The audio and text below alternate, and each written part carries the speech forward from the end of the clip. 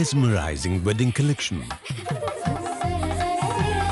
Tejaswini by Chungat Jewelry. വരും ദിവസങ്ങളിൽ ശക്തമായ കാറ്റും മഴയും ഉണ്ടാകാൻ സാധ്യതയുള്ളതിനാൽ അത്തരമൊരു സാഹചര്യം മൂലമുണ്ടാകുന്ന ദുരന്തങ്ങളെ നേരിടാൻ അങ്കമാലി ഫയർഫോഴ്സ് സജ്ജമായി. സേനയുടെ കീഴിലായി ട്രെയിനിംഗ് കഴിഞ്ഞ 50ഓളം വരുന്ന സിവിൽ ഡിഫൻസ് അംഗങ്ങളുമുണ്ട്.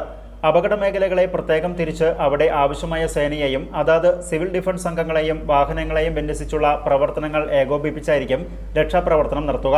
പല ഭാഗങ്ങളിലും സിവിൽ ഡിഫൻസ് അംഗങ്ങളെ പെട്രോളിംഗിനായി നിയോഗിച്ചിട്ടുണ്ട്.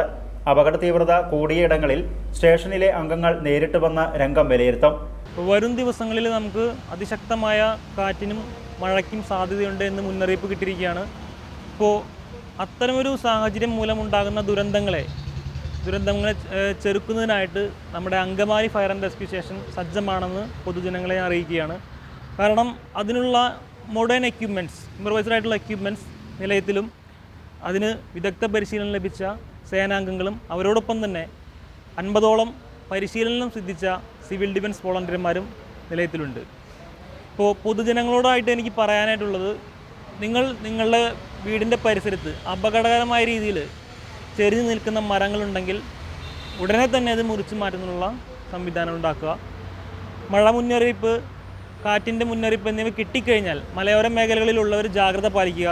നമുക്കറിയാം പെട്ടിമുടി, കവളപ്പാറ തുടങ്ങിയ പോലുള്ള ദുരന്തങ്ങൾ, അപ്പോൾ അത് ആവർത്തനം ഇല്ലാതിരിക്കാനായിട്ട് നിങ്ങൾ അങ്ങനൊരു മുന്നറിയിപ്പ്, ഇവാക്വേഷൻ്റെ മുന്നറിയിപ്പ് കിട്ടിക്കഴിഞ്ഞാൽ ഉടനെ തന്നെ എമർജൻസി കിറ്റ് എടുത്ത് അധികൃതർ പറയുന്ന ക്യാമ്പിലേക്ക് മാറുക.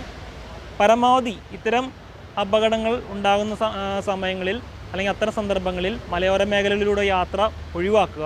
അപകട മേഖലകൾ 5ആയിട്ടാണ് പ്രിയോറിറ്റി അനുസരിച്ച് തിരിച്ചിരിക്കുന്നത്. അപ്പോൾ ഈ 5 മേഖലകളിലും സ്റ്റേഷൻ തലത്തിൽ തന്നെ ഓരോ പഞ്ചായത്തുകളാണ്. ഇപ്പോൾ പാറക്കടവ് പോലുള്ള പഞ്ചായത്തൊക്കെ പെട്ടെന്ന് വെള്ളം കയറാൻ സാധ്യതയുണ്ട്. അതുപോലെ തന്നെ ഈ നെടുമ്പാശ്ശേരിയുടെ ഭാഗത്തൊക്കെ. അപ്പോൾ അപകടങ്ങളുള്ള പഞ്ചായത്തിന് നമ്മൾ 5ആയിട്ട് തിരിച്ചിരിക്കുന്നു. അവിടെ ഓരോ ബീറ്റ് ഓഫീസർമാരുണ്ട്. അതായത് അഗ്നിരക്ഷാസേനയിലെ തന്നെ ഓരോ ബീറ്റ് ഓഫീസർമാർക്കുമാണ് അതിൻ്റെ ചുമതല കൊടുത്തിരിക്കുന്നത്. ഈ ബീറ്റ് ഓഫീസർമാരുടെ കീഴിൽ തന്നെ സിവിൽ ഡിഫൻസ് വോളണ്ടിയേഴ്സ് ഉണ്ട്. അവർ സിവിൽ ഡിഫൻസിന് ക്യാപ്റ്റന്മാരുണ്ട്, ഡെപ്യൂട്ടി വാർഡന്മാരുണ്ട്, പോസ്റ്റ് വാർഡന്മാരുണ്ട്, ഡെപ്യൂട്ടി ക്യാപ്റ്റന്മാരുണ്ട്. അപ്പോൾ അങ്ങനെ ഓരോ പഞ്ചായത്തിലും ക്യാപ്റ്റന്മാരടങ്ങുന്ന സിവിൽ ഡിഫൻസിൻ്റെ വോളണ്ടിയർമാരുണ്ട്. അവരവിടെ അപകട സ്ഥലങ്ങൾ രംഗം വിലയിരുത്തി കൃത്യമായിട്ടുള്ള വിവരങ്ങൾ സ്റ്റേഷനിലേക്ക് അറിയിക്കും. അങ്ങനെ ഒരു കോർഡിനേഷൻ, സിവിൽ ഡിഫൻസും ഫയർ സർവീസും തമ്മിലുള്ള ഒരു കോർഡിനേഷൻ വർക്കാണ് ഇവിടെ വളരെ നല്ല രീതിയിൽ നടക്കുന്നത്. സ്റ്റേഷൻ ഓഫീസർ ഡിബിൻ കെയസിന്റെ നേതൃത്വത്തിൽ SFRO അബ്ദുൾ നാസർ, ബെന്നി അഗസ്റ്റിൻ, ഷിനോജ്, ബിനോജ്, അർജുൻ, ശ്രീനിവാസൻ എന്നിവരും civil defence post warden Nibin, deputy post warden Sachin എന്നിവരും സിവിൽ ഡിഫൻസ് അംഗങ്ങളും ഇതിനായി അണിനിരന്നു.